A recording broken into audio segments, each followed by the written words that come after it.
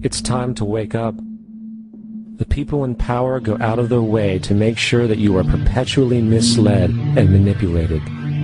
The majority's perception of reality, especially in the political arena, is not their own. It is shrewdly imposed upon them without them even knowing it. For example, the public at large actually believes the invasion of Iraq is going badly, as sectarian violence doesn't seem to stop. What the public fails to see is that the destabilization of Iraq is exactly what the people behind the government want. This war is to be sustained so the region can be divided up, domination of the oil maintained, continual profits reaped for the defense contractors, and most importantly, permanent military bases established to be used as a launching pad against other oil-bearing, non-conforming countries such as Iran and Syria.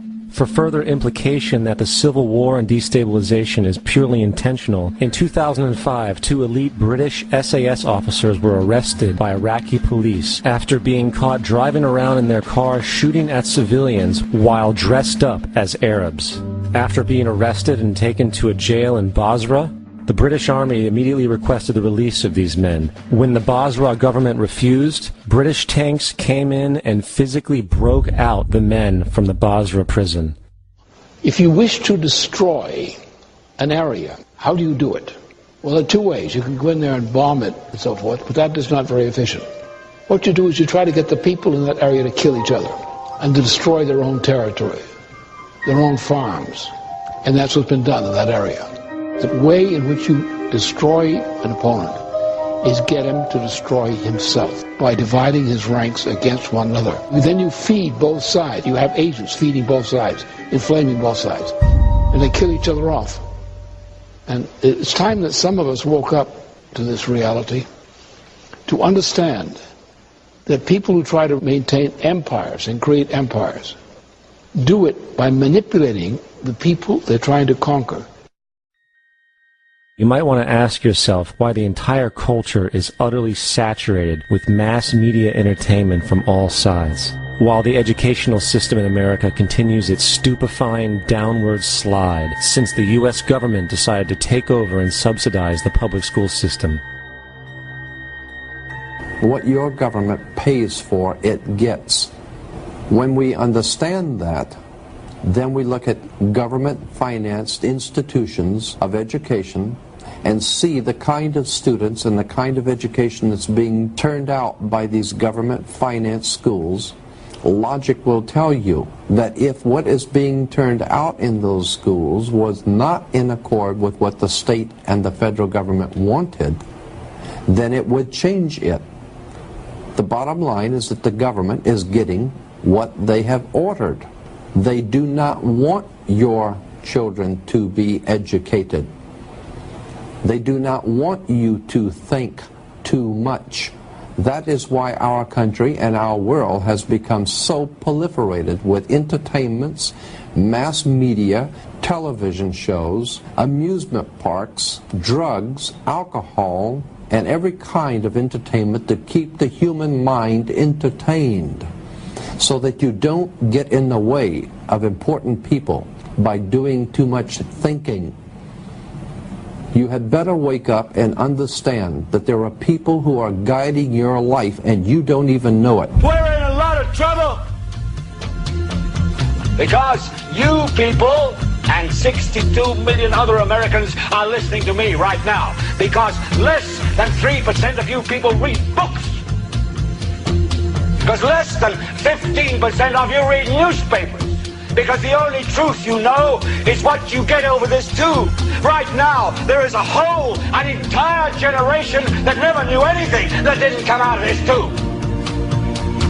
This tube is the gospel, the ultimate revelation.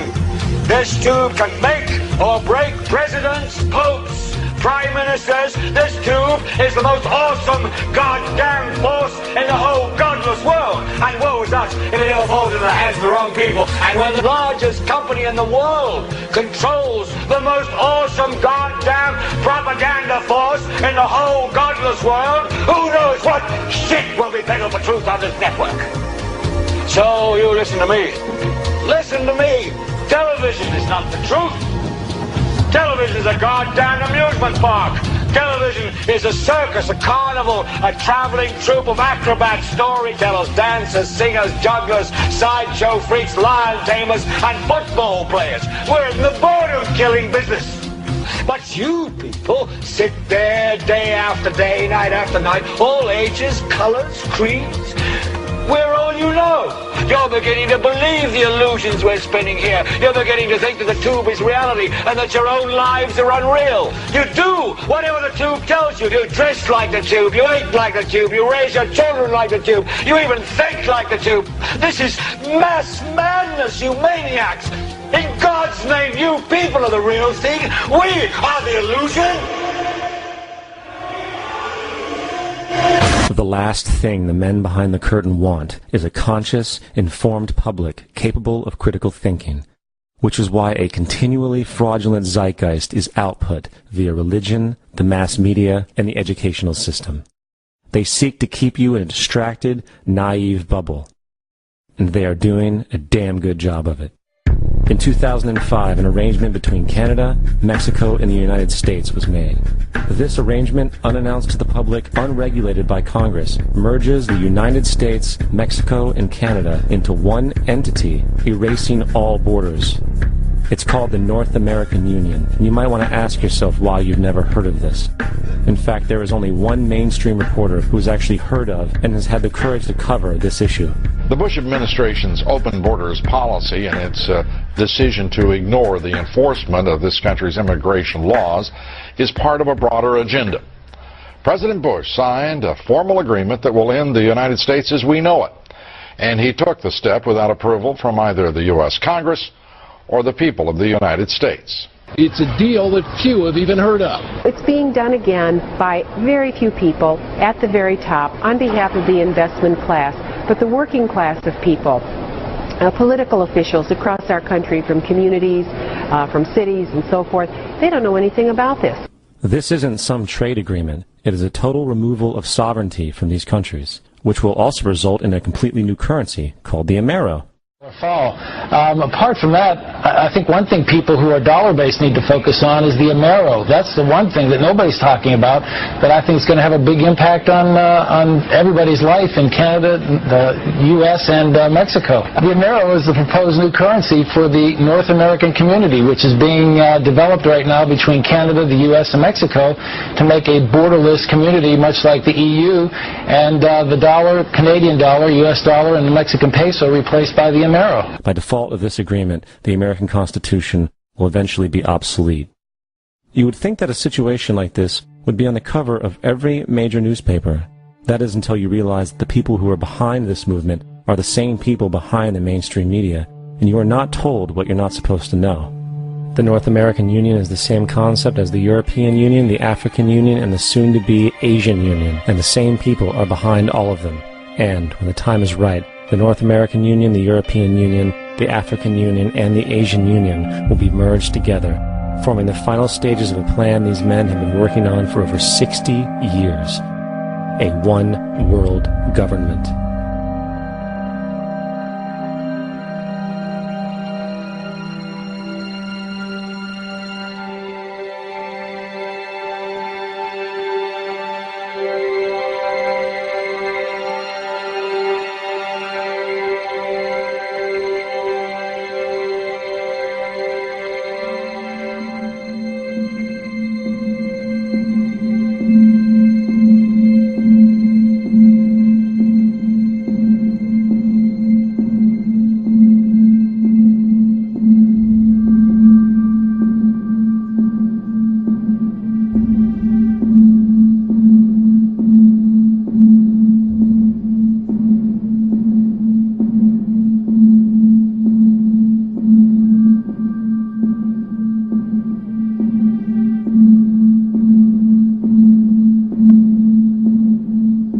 One bank, one army, one center of power. And if we have learned anything from history, it is that power corrupts, and absolute power corrupts absolutely. This is Aaron Russo, a filmmaker and former politician. To his left is Nicholas Rockefeller of the infamous Rockefeller banking and business dynasty. After maintaining a close friendship with Nicholas Rockefeller, Aaron eventually ended the relationship, appalled by what he had learned about the Rockefellers and their ambitions. I got a call one day from an attorney woman I knew, and she said, would you like to meet one of the Rockefellers? I said, sure, I'd love to. And we became friends, and he began to divulge a lot of things to me. So he said to me one night, he said that there's going to be an event there, and out of that event, you're going to see, we're going to go into Afghanistan, so we can run pipelines from the Caspian Sea. We're going to go into Iraq to take the oil and establish a base in the Middle East, and we're going to go into Venezuela and try and get rid of Chavez. And the first two they've accomplished. Chavez they didn't accomplish. And he said you're going to see guys going into caves looking for looking for people that they're never going to find. You know, he was laughing about the fact that you have this war on terror. There's no real enemy. He's talking about how by having this war on terror, you can never win it because it's an eternal war. And so you can always keep taking people's liberties away. And I said, how are you going to convince people that this war is real? He said, but the media. The media can convince everybody it's real. I mean, you know, it's just that you keep talking about things. You keep saying it over and over and over again, and eventually people believe it. You know, you created the Federal Reserve in 1913 through lies. You create 9/11, which is another lie. Through 9/11, you're fighting a war on terror, and now all of a sudden you go into Iraq, which was another lie, and now they're going to do Iran. You know, and it's all one thing leading to another, leading to another, leading to another. Now, I would say, what are you doing this for? What's the point of this thing? You have all the money in the world you ever want. You have all the power. I said, you know, you're hurting people. It's not a good thing. And he would say, what do you care about the people for? Take care of yourself and you take care of your family. And then I said to him, what are the ultimate goals here?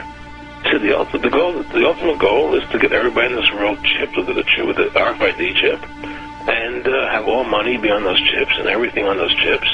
And if anybody wants to protest what we do or violate what we want, we just turn off their chip. That's right, microchipped. In 2005, Congress, under the pretense of immigration control and the so-called war on terrorism, passed the Real ID Act, under which it is projected by May 2008, you will be required to carry around a federal identification card, which includes on it a scannable barcode with your personal information. However, this barcode is only an intermediary step before the card is equipped with a VeriChip RFID tracking module, which will use radio frequencies to track your every move on the planet. If this sounds foreign to you, please note that the RFID tracking chip is already in all new American passports. And the final step is the implanted chip, which many people have already been manipulated into accepting under different pretenses. We have a Florida family who are really pioneers in a brave new world. They have volunteered to be the first ever to have microchip identification devices implanted into their body. After 9/11, I was really concerned with the security of my family.